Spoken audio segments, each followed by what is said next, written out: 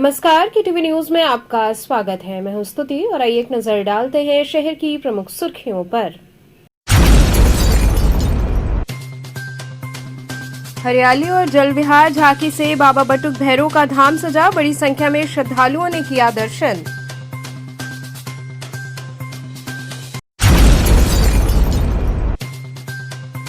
नौका संचालन के संदर्भ में नाविक समाज और पुलिस की हुई बैठक।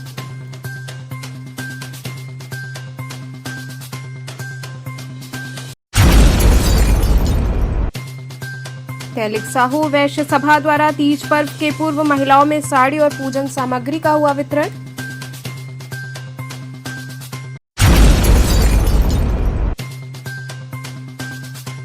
और मां कूष्मांडा संगीत समारोह में शास्त्रीय और लोक संगीत का दिखा अद्भुत संगम। और अब खबरें विस्तार से। हरियाली और जल विहार झांकी से बाबा बटुक भैरव का धाम सजा, बड़ी संख्या में श्रद्धालुओं ने बाबा के चरणों में शीश नवाया। कमच्छा स्थित प्राचीन श्री बटुक भैरव मंदिर में रविवार को वार्षिक हरियाली एवं जल विहार श्रृंगार बड़े ही धूमधाम और भक्तिभाव के साथ संपन्न हुआ। इस अवसर पर रजत सिंहासन पर विराजमान महादेव के बाल स्वरूप का दिव्य दर्शन कर श्रद्धालु भाव विभोर हो उठे और हर हर महादेव के जयघोष से मंदिर परिसर गुंजायमान हो उठा। कार्यक्रम का शुभारंभ प्रातः 5 बजे पंचामृत स्नान एवं मंगला आरती से हुआ। इसके बाद बाबा के दर्शन पूजन का क्रम निरंतर चलता रहा। दिन भर भक्त अपने आराध्य के अलौकिक स्वरूप को अपलक निहारते रहे। रात्रि 9 बजे भव्य महाआरती का आयोजन हुआ, जिसे महंत राकेश पुरी ने 1.25 किलो कपूर और 1008 बत्तियों वाले दीपदान से संपन्न कराया। इस दौरान 51 भक्तों द्वारा एक साथ डमरू बजाया गया, जिससे पूरा वातावरण शिवमय और ऊर्जावान हो उठा। मंदिर गर्भगृह प्रांगण और मुख्य द्वार को हरियाली श्रृंगार से सजाया गया था। कामिनी और अशोक की पत्तियों, गेंदे, बेला, गुलाब की मालाओं तथा विभिन्न फलों और पुष्पों से मंदिर की भव्य सजावट की गई थी। विशेष रूप से बनाए गए गुफा रूपी मार्ग में पक्षियों और सर्पों की झांकी श्रद्धालुओं के लिए आकर्षण का केंद्र रहे। वाराणसी सहित आसपास के जिलों से आए भारी संख्या में श्रद्धालुओं ने बाबा के दर्शन किए और भंडारे में प्रसाद ग्रहण कर स्वयं को धन्य महसूस किया। पूरे आयोजन की व्यवस्था मंदिर महंत भास्करपुरी एवं राकेशपुरी के मार्गदर्शन में हुई। वहीं कार्यकर्ताओं ने श्रद्धालुओं की सेवा और सुविधा का विशेष ध्यान रखा।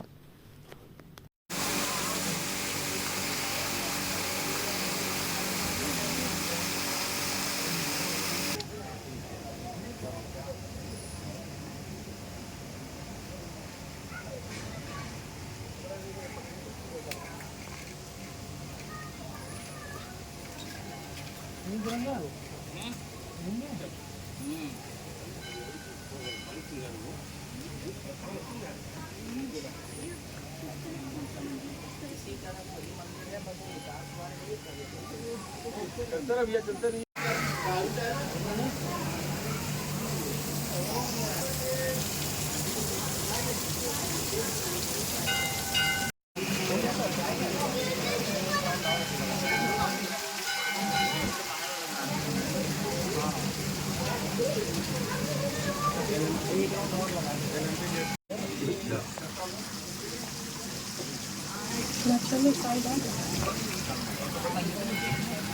आगे बढ़िए, बढ़िए बढ़िए।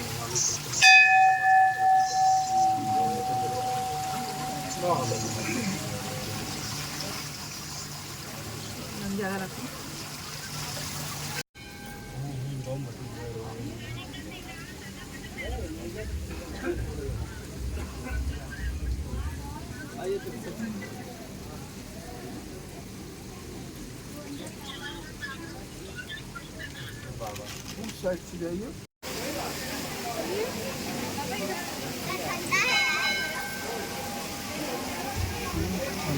बढ़ते रहिए दर्शन करके। पीछे वाले को मौका दीजिए।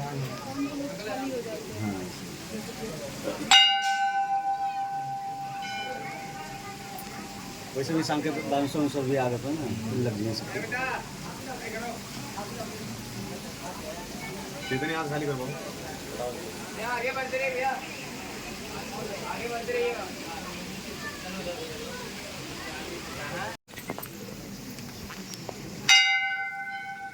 आइए आइए इधर बाबा की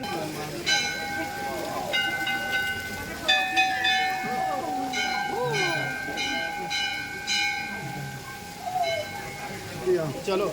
काशी, जहां हर पर्व हर त्योहार बेहद ही सादगी और उमंग के साथ मनाया जाता है।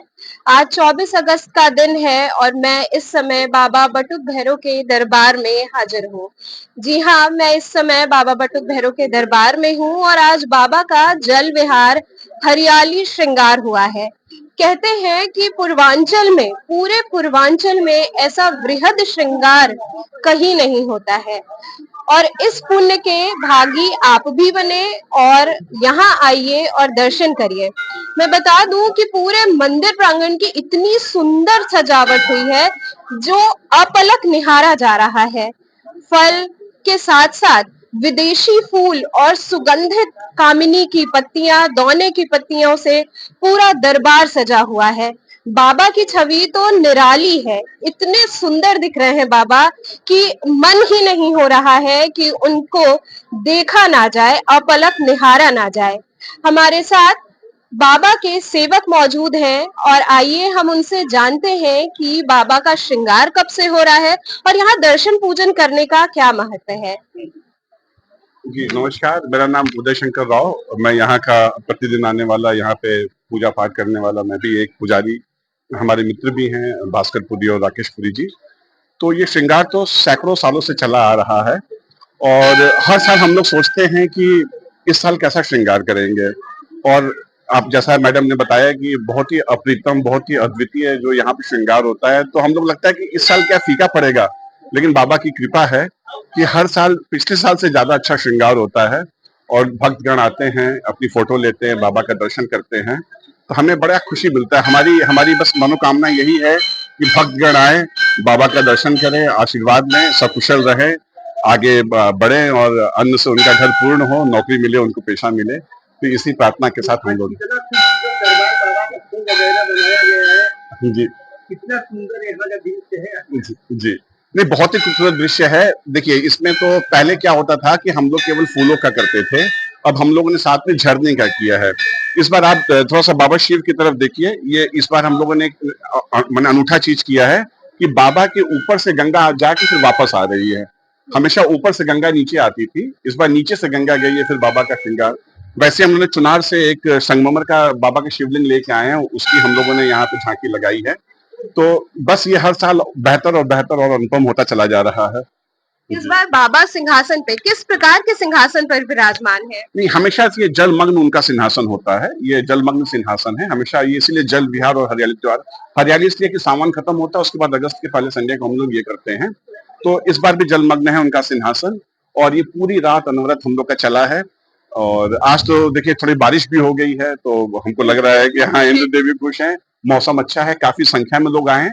सुबह से हमको लगता है कि 30-35 हजार लोग आ गए हैं। दोपहर का समय, फिर शाम को 4-5 बजे से और भीड़ होने लगती है। ठीक है।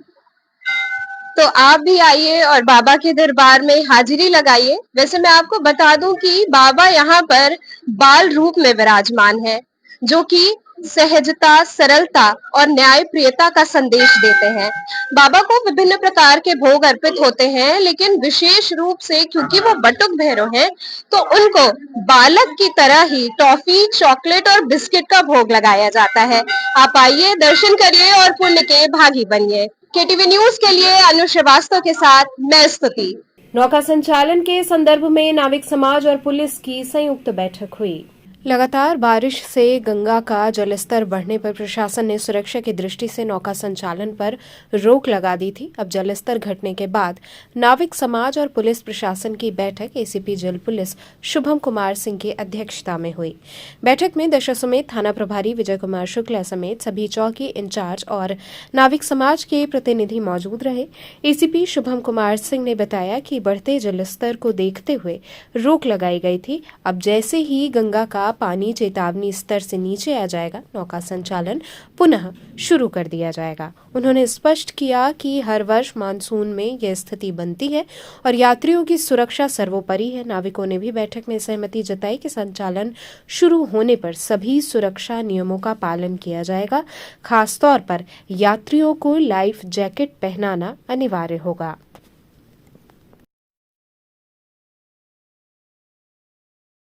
किस तरह का बैठक संपन्न हुआ है? देखिए, जो हमारा नाविक समाज जो है ये कई दिनों से असमंजस में था कि दोबारा, क्योंकि गंगा के जलस्तर बढ़े हुए जलस्तर को देखते हुए जो नावें थी उनको उनके संचालन को रोक दिया गया था। तो उनके लेकर इनके असमंजस की स्थिति थी कि दोबारा से कब से नावों का संचालन शुरू होगा। तो उसी के दृष्टिगत आज ये मीटिंग बुलाई गई थी। हम लोग लगातार जो मौसम विभाग की एडवाइजरी है उसके अनुसार वाटर लेवल को जांच रहे हैं गंगा के।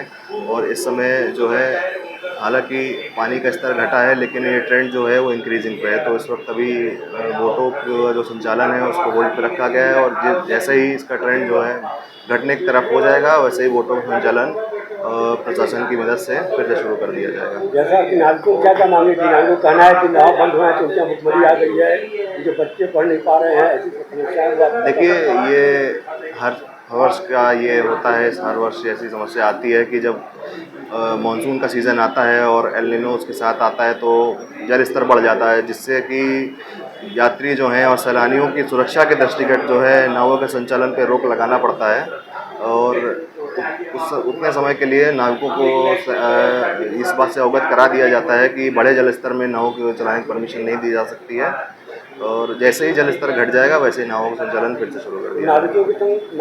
नाविक कैसे संतुष्ट हुआ आपने मीटिंग की, तो क्या उस बात पर संतुष्ट हो गए हैं कि उनको लगातार अपडेट दिया जाता रहेगा कि जल स्तर के क्या है इस वक्त। जो हर साल का मानक रहा है उसी मानक पे जल स्तर के आने पर वापस से बोटों का संचालन शुरू कर दिया जाएगा। जैसे मानक आपने बताया यदि 65% हो जाता है, 65% हुआ तो नावें चलेगी, तो 65% क्या? जैसे आपने कहा था कि 65% जो है पानी जब तक घट जाता है तब नाव का संचालन चालू हुआ गया। 65 सेंटीमीटर जो है, जो कि हमारा मानक है कि उसके नीचे आने पर जो छोटी और बड़ी नावें हैं उनका संचालन हर वर्ष शुरू कर दिया जाता था, तो वही इस बार भी अपनाया जाएगा। तैलिक साहू वैश्य सभा द्वारा तीज पर्व के पूर्व महिलाओं में साड़ी और पूजन सामग्री वितरित की गई। तैलिक साहू वैश्य सभा द्वारा नाटिमली स्थित साहू बाग में तीज पर्व के अवसर पर प्रतिवर्ष की भांति इस वर्ष भी साड़ी वितरण कार्यक्रम का आयोजन किया गया। समाज द्वारा गरीब एवं निराश्रित महिलाओं को सम्मानपूर्वक साड़ी वितरित कर तीज पूजा हेतु सहयोग प्रदान किया गया।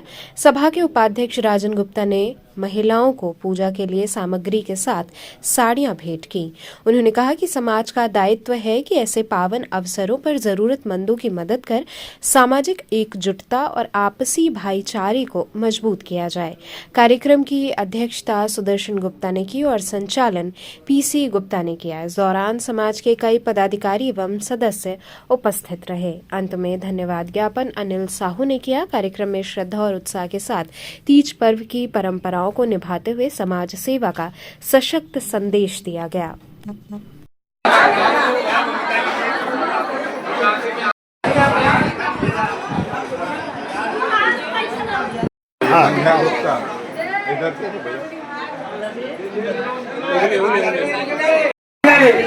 आइए नीलम देवी, गुप्ता सीमा,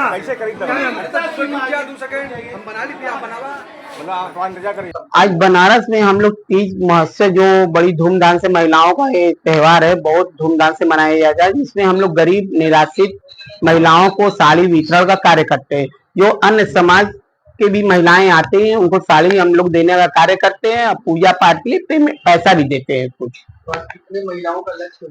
आज हम लोग लक्ष्य रखे हैं 500 साड़ी का वितरण का, जिसमें हम लोग 350 साड़ी अब तक बांट चुके हैं। करीब 150 साड़ी अभी बांटना है। तो वो साड़ी हम लोग अभी तक हम लोग बैठे हैं, 2 घंटे और बैठेंगे। जो गरीब महिलाएं आएंगे उनको साड़ी का वितरण किया जाएगा। इससे संदेश देते हैं कि हमारी ये बहुत बड़ा परंपरा है तीज का त्योहार, जो महिलाओं द्वारा मनाया जाता है, पूजा जाता है। इस त्योहार को बड़ी धूमधाम से मनाए। जो गरीब महिलाएं वो साड़ी नया साड़ी पहनकर तीज मनाती हैं। निराश्रित महिलाएं जो तीज मनाती हैं, उनके लिए हम लोग योगदान करते हैं, जो साहू समाज द्वारा किया जाता है।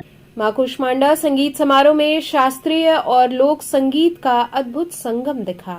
दुर्गाकुंड स्थित मां कुष्मांडा मंदिर में चल रहे वार्षिक श्रृंगार एवं संगीत समारोह के चौथे दिन शास्त्रीय संगीत और लोक संगीत का अद्भुत संगम देखने को मिला। कलाकारों ने विविध प्रस्तुतियों के माध्यम से मां का सांगीतिक श्रृंगार किया और भक्तों को भक्ति रस में सराबोर कर दिया। सायंकाल गोरखपुर से आए भजन सम्राट नंदू मिश्रा ने कार्यक्रम की शुरुआत की और कई भजन प्रस्तुत किए। वहीं दिल्ली से आई प्रसिद्ध भजन गायिका डॉक्टर जागृति लूथरा प्रसन्ना ने अपने सूफियाने अंदाज में भजनों से देर तक श्रोताओं को झूमने पर मजबूर किया। इससे पूर्व शास्त्रीय संगीत की प्रस्तुतियों में सौरभ प्रसाद बनौधा ने बांसुरी वादन के जरिए महिषासुर मर्दिनी स्तोत्र और भक्ति धुनें प्रस्तुत की। तबले पर गुरु प्रसाद शुक्ला ने संगत की। इसके अतिरिक्त पूनम शर्मा, महुआ बनर्जी, गोविंद गोपाल, रंजना राय, अमलेश शुक्ला, स्नेहा अवस्थी सहित 2 दर्जन कलाकारों ने मां की स्वर साधना की। श्रृंगार महोत्सव के चौथे दिन मां कुष्मांडा का स्वर्ण मुंडमाला से श्रृंगार किया गया। पंचगव्य स्नान के बाद मां को हैदराबादी पीले और हरे दुपट्टे से सजाया गया। तत्पश्चात स्वर्ण रजत मुखौटे का विशेष हार अर्पित किया गया। भक्तों ने इस अवसर पर मां के अलौकिक दर्शन कर स्वयं को धन्य महसूस किया।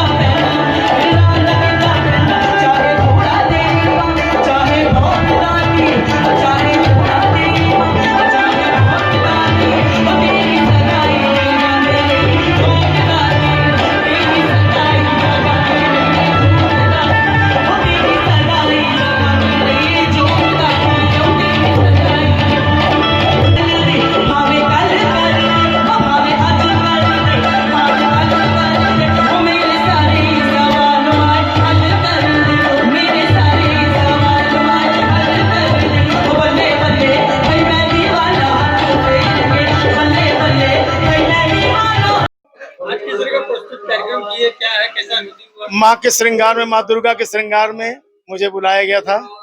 महाराज जी ने बुलाया था, ननू महाराज जी ने। और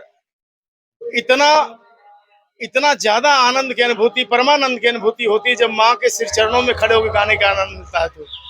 तो माँ के सिर चरणों में खड़े होकर माँ के समक्ष गाने का जो आनंद है, वो आनंद नहीं, परमानंद होता है। क्या कहना चाहेंगे काशी की जनता? काशी तो ऐसी ही अनूठी नगरी है। काशी में आके हर आदमी धन्य होता है। जहाँ तीनों त्रिलोक 14 भुवन से लोग आना चाहते हैं। 33 कोटि देवता विराजमान है वहाँ हम तो जीव हैं, दासों के भी दास हैं। हम तो आकर यहाँ धन्य हो जाते हैं। वैसे मूल रूप से रहने वाले हम भी काशी के वासी ही हैं। बाबा विश्वनाथ ने अपनी कृपा की और हम लोग चले गए गोरखपुर, बाबा गुरु गोरक्षनाथ के नगरी में। लेकिन मूल रूप से मैं भी काशी नगरी। आपने वादा किया तो वादा बता दीजिए। देखिए, वादा मुझसे उन्होंने कहा कि हर जब यहाँ से बुलाया जाएगा तब आप आएंगे जरूर। लेकिन मैं हमेशा ये वादा अपने मुख, क्योंकि मैं तो जीव हूँ, माँ जब जब बुलाएगी तब तक आऊंगा।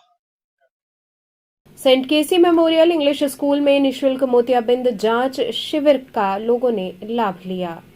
गौराकला स्थित Saint KC memorial English school के प्रांगण में आरजे शंकरा आई हॉस्पिटल एवं रोटरी डिस्ट्रिक्ट 3120 के संयुक्त तत्वावधान में राष्ट्रीय अंधत्व नियंत्रण कार्यक्रम के अंतर्गत निशुल्क मोतियाबिंद जांच एवं ऑपरेशन शिविर का आयोजन किया गया। इस अवसर पर बड़ी संख्या में लोगों ने पहुंचकर अपनी आंखों की जांच कराई। विशेषज्ञ चिकित्सकों ने मरीजों को उचित परामर्श दिया और जिनकी आवश्यकता पाई गई उनका ऑपरेशन हुआ।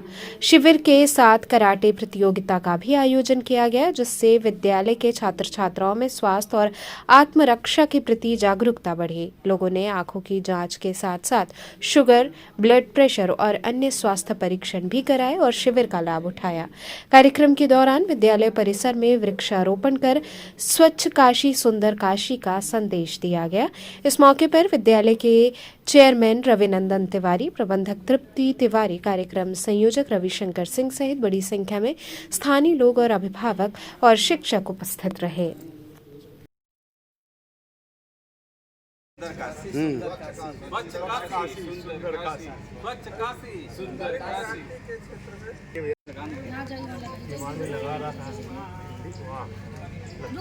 लगा रहे हैं हम लोग, खाली क्या लिख रहे हैं? बैठ जाइए। सुनिए तब तक हम हाँ, बादाम का पेड़ बीच में लगवाना है क्या?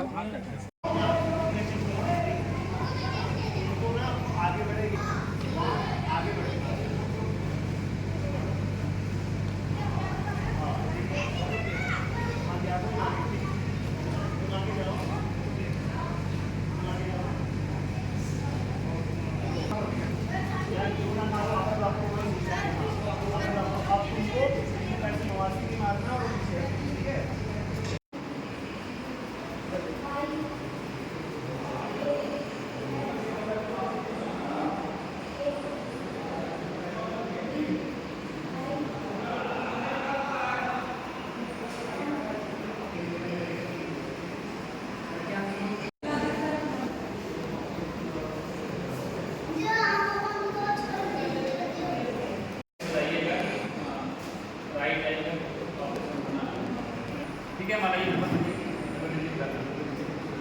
आएंगे उसको लेकर के आना है। ठीक है, यही आपका आइडेंटिटी कार्ड है, इसके अलावा कुछ लेके नहीं आना है, क्योंकि हमारे पास जो साड़ी लेके आने का उसका नहीं है, तो उनकी दवाई की हो जाएगी तो चेंज करवा। सर, किस तरह का ये शिविर चल रहा है विद्यालय में? आज saint KC memorial English school Nevada Jadavpur Varanasi में नेत्र परीक्षण शिविर का आयोजन किया गया है। इसमें लगभग 100 से अधिक मरीजों का नेत्र परीक्षण किया गया और साथ में ही ब्लड प्रेशर और शुगर की भी जांच की गई। साथ ही कराटे एग्जाम भी लिया गया, जिसमें बच्चों ने बढ़ चढ़कर भाग लिया। इसमें 130 बच्चों को पुरस्कृत किया गया। आगे क्या योजना है? आगे इसी तरह के स्वास्थ्य परीक्षण शिविर विद्यालय में लगते रहें और इसका लाभ जो है आम जनता लेते रहें, बच्चे लेते रहें, यही हमारी शुभकामनाएं हैं। देखिए, आज जो मेन कार्यक्रम यहाँ रखा गया है वो आरजे शंकरा आई हॉस्पिटल के साथ हमारे रोटरी मंडल ने एक MOU साइन किया है और हम लोग पूरे साल में 200 कैंप करेंगे, हर हफ्ते 2 कैंप, तो 100 कैंप हो जाता है। अब उन्होंने बोला कि साहब आप उसको 4 बार कर लीजिए, तो 100 कैंप का हम लोग का इनिशियल का टारगेट था और 15 सितंबर तक 15 कैंप हम लोगों को हमारे क्लब्स ने यहाँ लगाने का जो है निर्णय किया है। और अभी तक आज बनारस में आज का कैंप ले करके 7 कैंप बनारस में अभी तक हो चुका। आप लोगों ने वृक्ष भी लगाया, क्या संदेश दिया आज ये सब? और वृक्ष तो आप समझ ही रहे हैं कि ऐसे बरसात के मौसम में इतने अच्छे, क्योंकि इस समय जो भी वृक्ष आप लगाएंगे वो पल्लवित हो जाएंगे। और इन्होंने इस प्रांगण में जो हम लोगों ने वृक्ष लगाया है कि जिस तरीके से गर्मी, ग्लोबल वार्मिंग बढ़ती चली आ रही है, हम सबका एक कर्तव्य है कि हम सबको नेचर के बारे में, पर्यावरण के बारे में आगे बढ़ के सोचना है, क्योंकि यही हम सबका भविष्य है। रानी सती भादी मावस उत्सव हर्षोल्लास के साथ मनाया गया। रामकटोरा स्थित श्री रानी सती दादी मंदिर में भादिमावस उत्सव बड़े हर्षोल्लास और श्रद्धा के साथ मनाया गया। प्रातः मंगला आरती और मंगल कलश प्रभात फेरी से प्रारंभ हुए इस उत्सव में दिन भर धार्मिक अनुष्ठान, भजन कीर्तन और मंगल पाठ का आयोजन हुआ। राजस्थानी भजनों की प्रसिद्ध गायिका अंकिता शर्मा ने दादी की महिमा और उनकी प्रेरक जीवन यात्रा को भजनों के माध्यम से प्रस्तुत कर श्रद्धालुओं को भाव विभोर कर दिया। कार्यक्रम के दौरान रानी सती श्याम सेवा ट्रस्ट के भजन कलाकारों ने भी अपनी प्रस्तुतियों से वातावरण को भक्तिमय बना दिया। मंदिर परिसर में दोपहर बाद महिलाओं द्वारा पारंपरिक वेशभूषा में सामूहिक मंगल पाठ किया गया, जिसमें लगभग 300 महिलाएं शामिल हुईं। विशेष श्रृंगार, झांकी और सायंकालीन महाआरती के साथ उत्सव का समापन हुआ, जिसके बाद श्रद्धालुओं को सवामनी प्रसाद वितरित किया गया।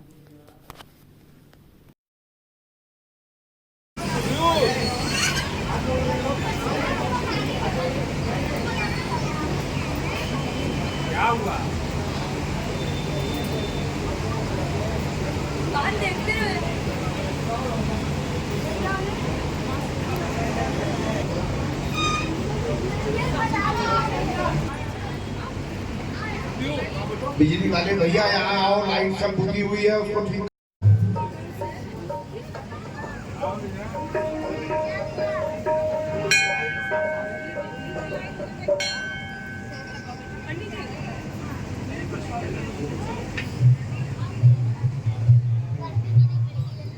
देखिए, भादों का महीना है और झुंझुनू की सेठानी राजस्थान की रानी सती दादी का महापर्व है।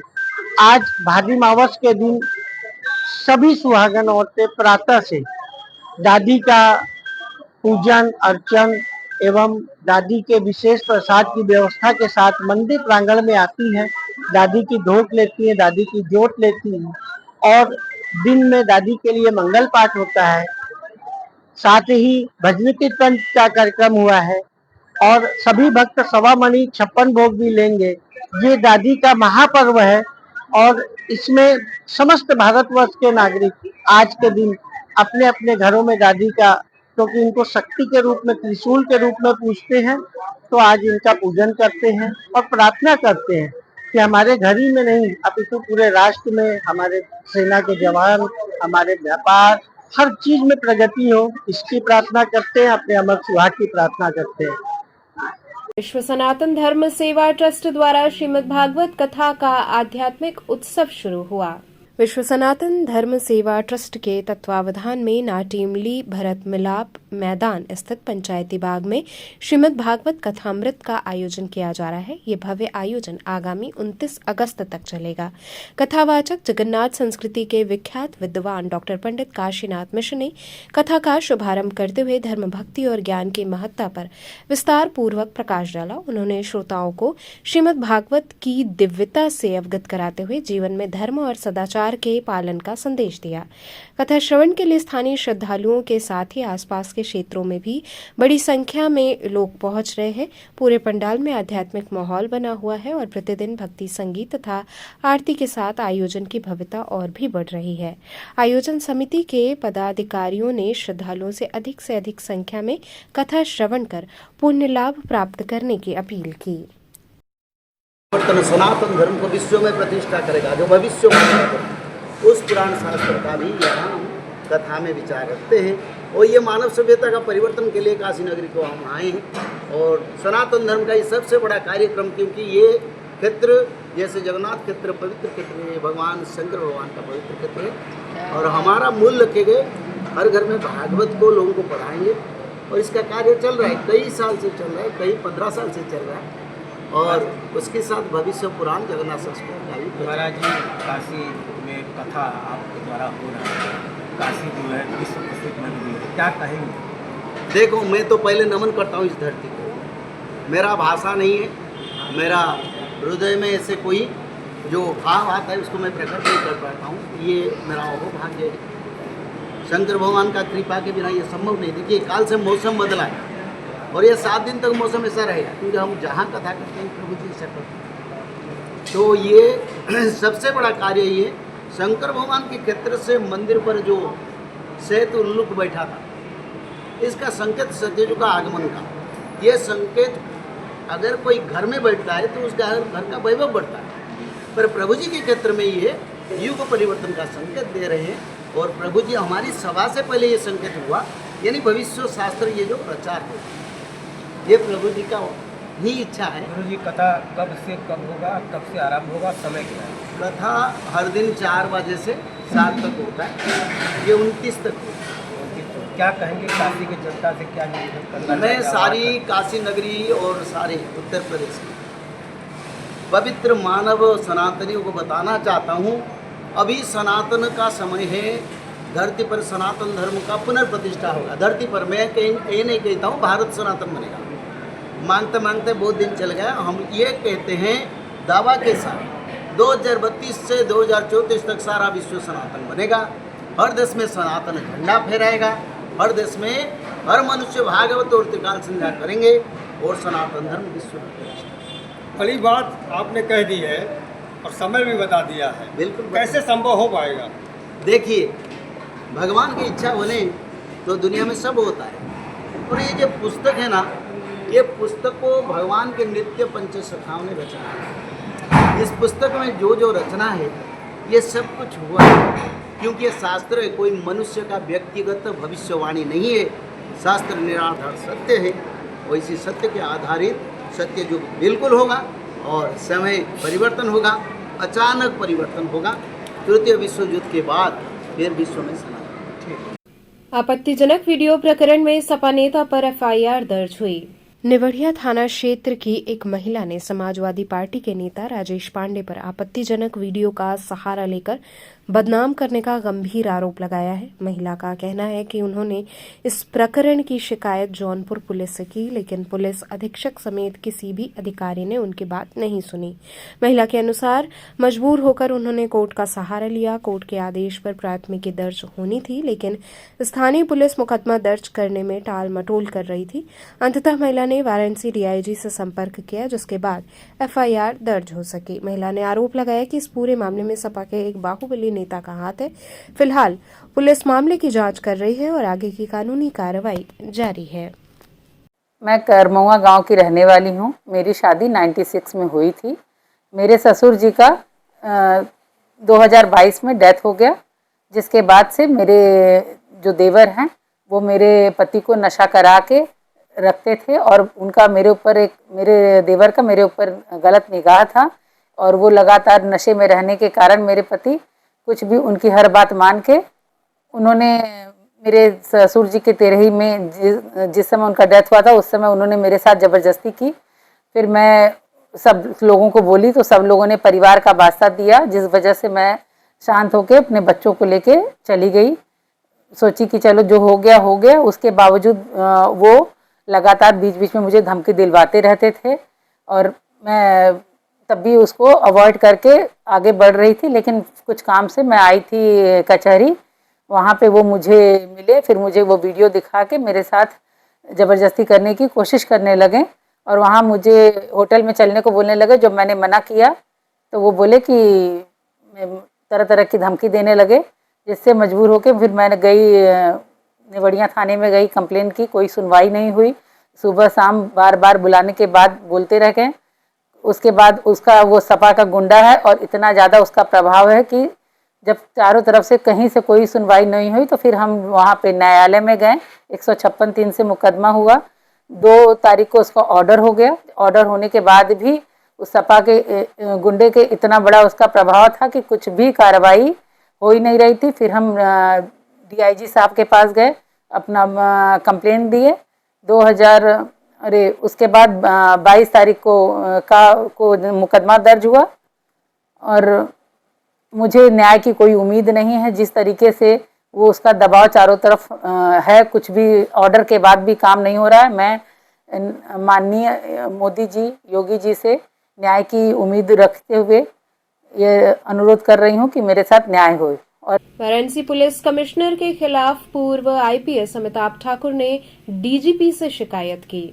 पूर्व मरुआडीह इंस्पेक्टर श्री भरत उपाध्याय के संबंध में सामने आए तथ्यों पर समुचित कार्रवाई करने की जगह उल्टे शिकायतकर्ता श्री आकाश गुप्ता को यथेष्ट साक्ष्य नहीं देने का आरोपित बताए जाने से पुलिस कमिश्नर वाराणसी श्री मोहित अग्रवाल पर गंभीर प्रश्न खड़े होते हैं, जिसके क्रम में मैंने डीजीपी यूपी तथा अन्य सीनियर अफसरों को शिकायत भेजकर इस मामले की उच्च स्तरीय जांच कराते हुए श्री मोहित अग्रवाल के संबंध में उत्तरदायित्व सुनिश्चित किए जाने का अनुरोध किया है। तो चलते चलते पुनः एक नजर डालते हैं शहर की प्रमुख सुर्खियों पर। हरियाली और जल विहार झांकी से बाबा बटुक भैरव का धाम सजा, बड़ी संख्या में श्रद्धालुओं ने किया दर्शन।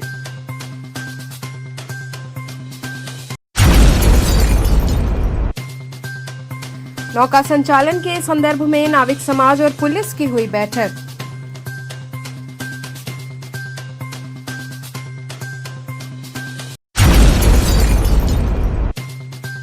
कैलिक साहू वैश्य सभा द्वारा तीज पर्व के पूर्व महिलाओं में साड़ी और पूजन सामग्री का हुआ वितरण।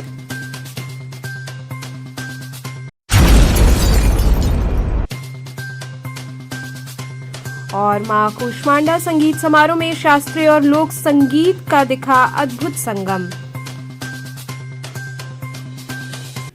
तो थे आज के समाचार, कल फिर होगी मुलाकात, तब तक के लिए नमस्कार।